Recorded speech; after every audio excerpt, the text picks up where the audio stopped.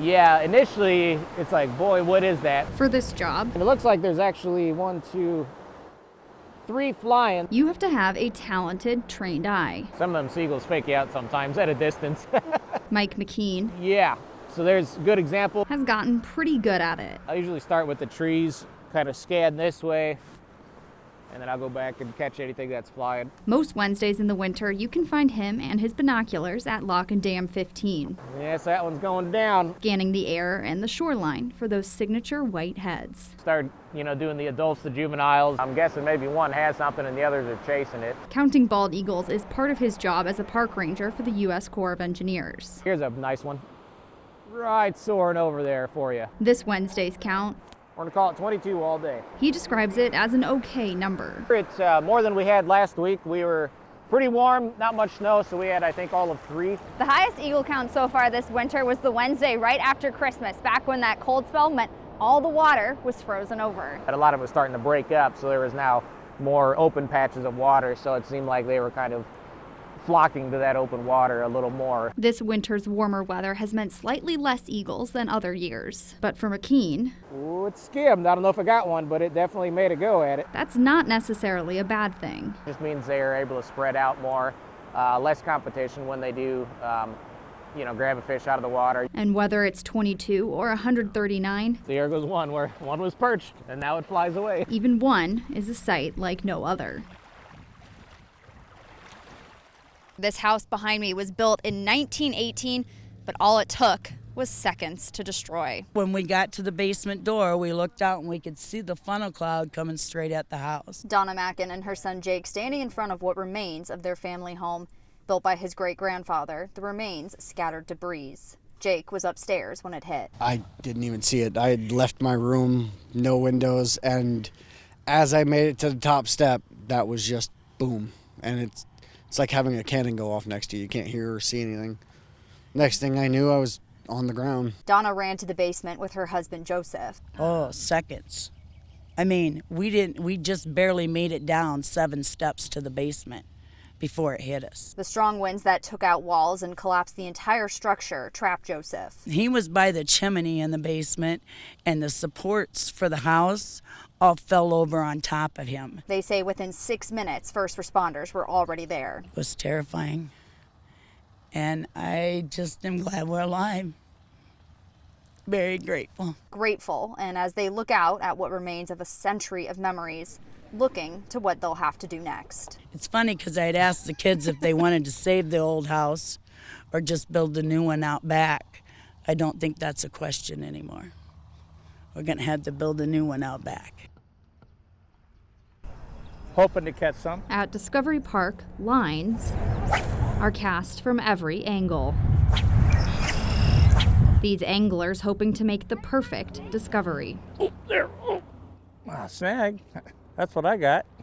A snag. 5 to 15 maybe. Of course, when you're on TV, things have to happen, right? The popular fishing spot about to become even more populous. Because they release trout. Get them out. It's the Iowa DNR's spring trout release day, and everyone wants to be the first Is anyone catching them? to make the perfect catch. Somebody over there caught one. That's my 4th one. We bring in 1,000 rainbow trout from Manchester. Vance Polton works for the DNR in fisheries management. And basically what we're doing this is to give people that normally don't get a chance to go up to Northeast Iowa trout fishing an idea of what the trout fishing is about. I just think that they're frantic right now. It brings kids from Muscatine We're best friends. and old friends down to the water. Actually, within the first week, about 50% of them are caught out.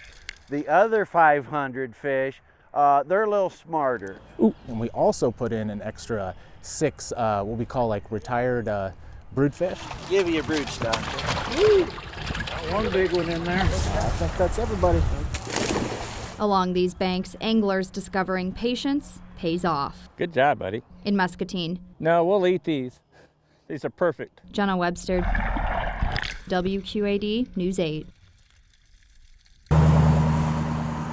In small, rural Anawan, there's the place you go for town business, the place you go out to eat. How's it going, Julie? And the place you go to get your groceries. A store for selling staples. Thanks, Julie. Has been the staple in Anawan for 84 years. On a weekend, I could come here a half a dozen times. The original store was opened across the street, first called Jack Sprat Food in 1939. Over the years, that name's had a few changes, from Williams Bluebell to Royal Blue or IGA. Yes, yep. But one thing has stayed the same. It's always our whole family and our kids and our cousins. The Williams family, first started by Vernon, then bought by son Arden, and in 1995, grandson Lynn and friend Jeff Roman. When I was small enough where I wasn't tall enough to reach the counters, they would turn a milk crate upside down so I could still help.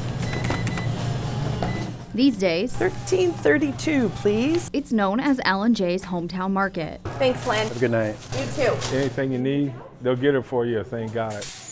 L&J's Hometown Market. Sometimes we're not selling groceries, sometimes we're just selling what little wisdom we might have and selling our heart and soul and giving that to them. Home for this town. Miss you guys. But home Yeah, it'll be missed. I can't imagine. is checking out. It's just not the future. Small town grocery stores, yeah. Sad to say. The store is set to close at the end of the month. With less and less people shopping, it can't keep up with its sky-high expenses. We're proud that we stuck it out for as long as we did, and we were able to do what we do for so long, and it was the community that helped us do that. Humble words from a man who's done so much to help the community. I was the preschool teacher here in town, and he would give us a tour of the store, and he'd open the pop machine outside and then put money in it and show the kids how the cans came out, and he would bring a big chunk of meat out of his freezer and put it up on the counter and let the kids look at it. Heather came in one day and said, Jeff, I need you to come down to the house. Can you get rid of the bat? I went down and got rid of that bat. Little by little, Hometown Markets is selling off the last of its inventory.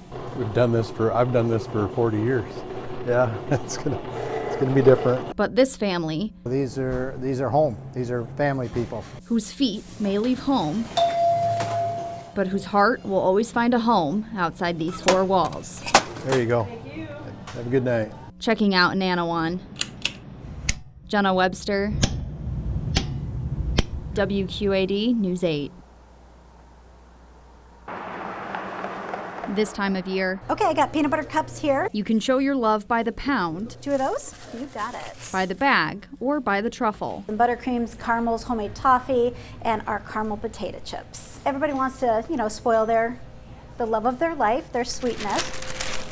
If they say love is a battlefield, All right. then Rebecca Burns' labor of love is on the front line. There's nothing clean about chocolate. The days leading up to Valentine's Day are some of the messiest at the Shameless Chocoholic. We started at 6:30 this morning just to get the LeClaire orders done. By the end of the holiday, This is where my vision comes in. just a couple of hands filling orders for hundreds of couples. So yeah, on a day-to-day basis, there's only 2 of us, three some days. A dark, milk, or white chocolate strawberry, each with its unique touch. By the time we're done, we'll have about 1,000 berries that we've dipped. And on this battlefield, See, who needs diamonds? You can get sparkle on your berry. the store is facing a battle like many others. We're struggling a little bit this year compared to past years. The economy's really got people kind of pulling back a little bit. Chocolate's definitely gone up, cost of sugar has gone up, everything's gone up. And while orders might not be as high as last year, a piece of her heart is sure to make some lucky Valentine's Days extra sweet.